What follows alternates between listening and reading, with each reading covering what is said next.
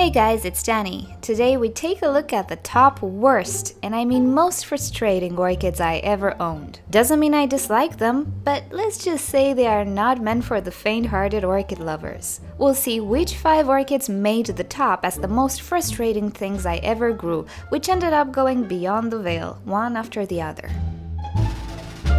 In the 5th position, we have the Zigopetalum orchid. For those of you who grow this orchid successfully, it might come as a shock. Well, let's just say it was a serious case of bad luck for me. Anything that can go wrong with an orchid did go wrong with the Zigopetalum, and he isn't great at receiving bad news either.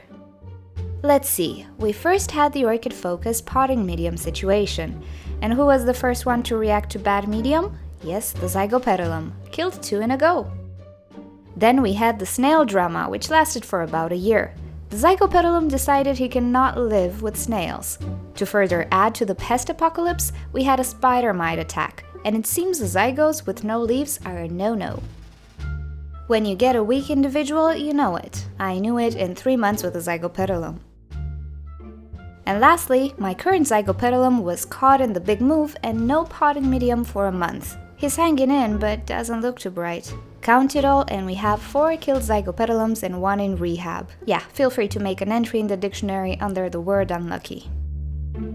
At number 4, we have the Paphinia orchid, specifically Paphinia herrerae. Now this little gem looks innocent enough, but when you get to know her, she's quite the high maintenance one. So first we discovered that she likes to send flower spikes inside the pot, thus an emergency repot was needed. Then the flowers didn't fully open, didn't have any fragrance, and lasted for about, let's say, 1 day.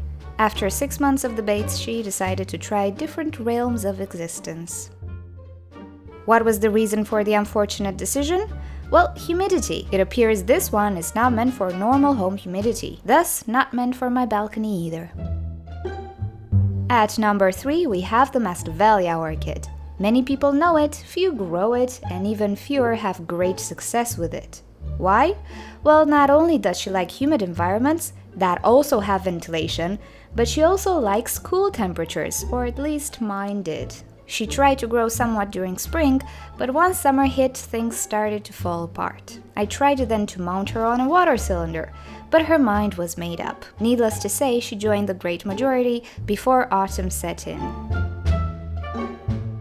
At number 2, we have the Miltoniopsis orchid, and I guess I'm not the only one placing this finicky being in the top. I absolutely love the flowers, adore the fragrance, am eternally fascinated by their appearance, but I am pretty unhappy with their attitude.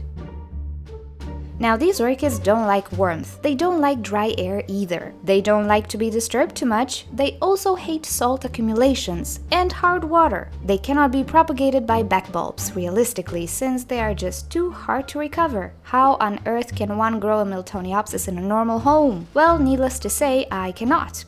They seem to do okay in winter, but come summer and we can all grab our popcorn and watch them ride the white horse. Worst thing is that they are very common in stores. Most of us at least bought one. All of us killed one or will kill one in the future.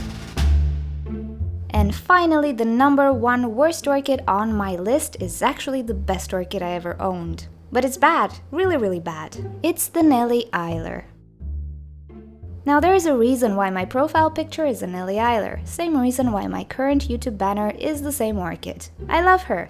I sometimes get ecstatic about my Cattleyas and Bellaras and forget about the Nelly. But when I lay my eyes on one, it all comes back to me. The rich red color, the fantastic lemon scent, and the utter fuss this orchid is to grow. I would compare her with Miltoniopsis since they are related, but this one is so much more frustrating somehow. It gives you signs that all is okay, and all of a sudden she's gone. No last goodbyes, no nothing. Maybe because I love it so much, I also hate it to bits. I never hated an orchid as much as I hate her, but secretly I dream of growing one. I guess it's never meant to be.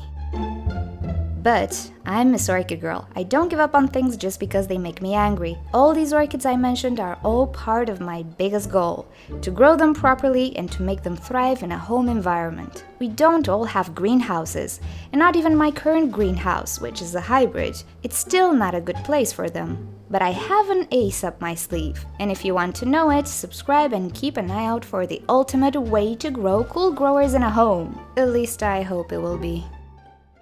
What are the worst orchids you've ever tried to grow? Let me know in the comment below, cause I'm curious to know. Also, if you have suggestions for other tops, I'm all ears. Thanks for watching, I hope you enjoyed this video. If you'd like to see more orchid videos from me, simply subscribe to my channel, I post on a daily basis. Feel free to drop me a line anytime, I always respond, and feel free to also drop me a letter at the address you see on the screen, or in the description below. If you click on the left side of your screen, you're gonna be directed to orchidnature.com, where you'll find care sheets, identification sheets, and also you can talk to us in the forum section, and on the right side of your screen you can click to watch another orchid video, a happier one. Thanks for joining, I'll see you all next time. Bye!